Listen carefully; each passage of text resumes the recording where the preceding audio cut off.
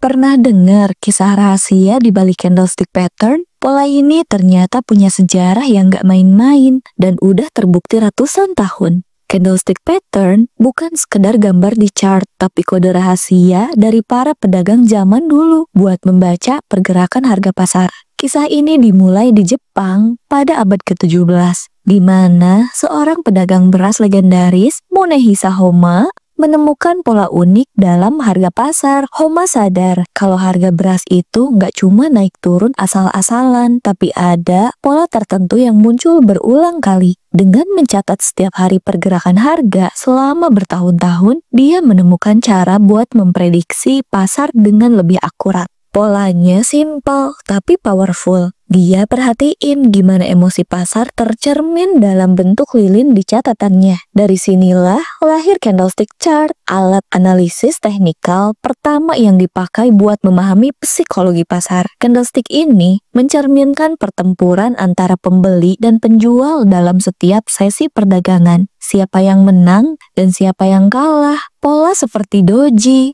hammer, dan engulfing muncul dari hasil pengamatan Homma terhadap pola emosi para pedagang. Teknik ini terbukti efektif dan akhirnya dipakai di seluruh Jepang, bikin Homma jadi salah satu trader terkaya di masanya. Ratusan tahun kemudian, candlestick chart sampai ke dunia barat dan langsung jadi favorit para trader saham dan forex. Steve Nissen, seorang analis pasar Amerika, membawa teknik ini ke dunia modern lewat bukunya di tahun 90-an. Sejak saat itu, candlestick pattern jadi senjata wajib buat trader di seluruh dunia buat membaca pergerakan pasar. Setiap pola punya cerita sendiri. Ada yang menandakan pembalikan tren, ada juga yang menunjukkan sinyal kuat untuk lanjut naik atau turun. Trader sukses selalu paham psikologi di balik candlestick, bukan cuma hafal bentuknya, tapi ngerti apa artinya. Candlestick bukan ramalan, tapi alat bantu buat memahami bagaimana pelaku pasar bereaksi terhadap berita dan tren. Dari pasar beras di Jepang sampai Wall Street, pola ini tetap jadi rahasia sukses para trader kelas dunia.